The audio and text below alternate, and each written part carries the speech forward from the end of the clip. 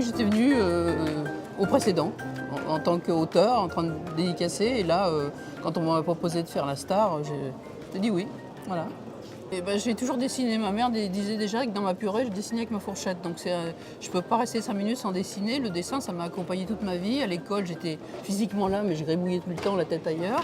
Donc j'ai pas fait d'études, ça a été une cata totale. Et comme j'étais dyslexique à l'école, on me disait mais de toute façon l'écriture c'est pas pour vous. Il faudra faire autre chose, mais pas de l'écriture.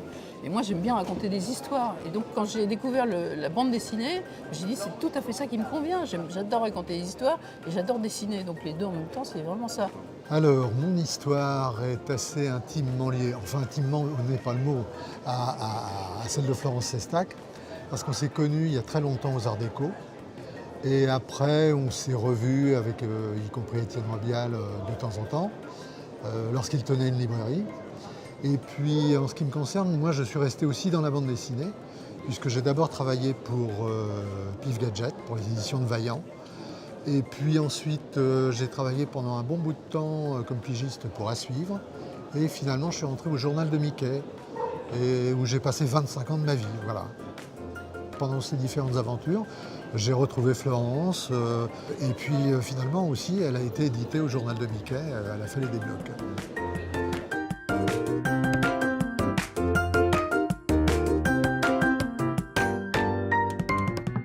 C'est vraiment l'endroit où on va découvrir des choses nouvelles. La jeune génération, les jeunes, ils sont là et les premières publications, elles sont là, quoi. Et donc moi j'aime bien me balader dans les stands et regarder les bouquins et d'avoir un truc qui me plaît, d'acheter. Et voilà, et je suis sûre que dans quelques années, ceux qui sont là, ça deviendra les stars de demain. J'en suis persuadée. La bande dessinée sert à raconter des choses extrêmement variées, et non plus uniquement à distraire les enfants comme un bon point qu'on leur offrirait comme ça. Donc avec des points de vue différents, des styles extrêmement différents, avec de l'humour ou non, avec des choses extrêmement tragiques, avec des formats dans l'édition différents. Florence a effectivement fait des choses très différentes. Moi j'ai fait des choses davantage mainstream, mais enfin voilà, tous les deux on reste des amoureux de la bande dessinée dans sa grande diversité.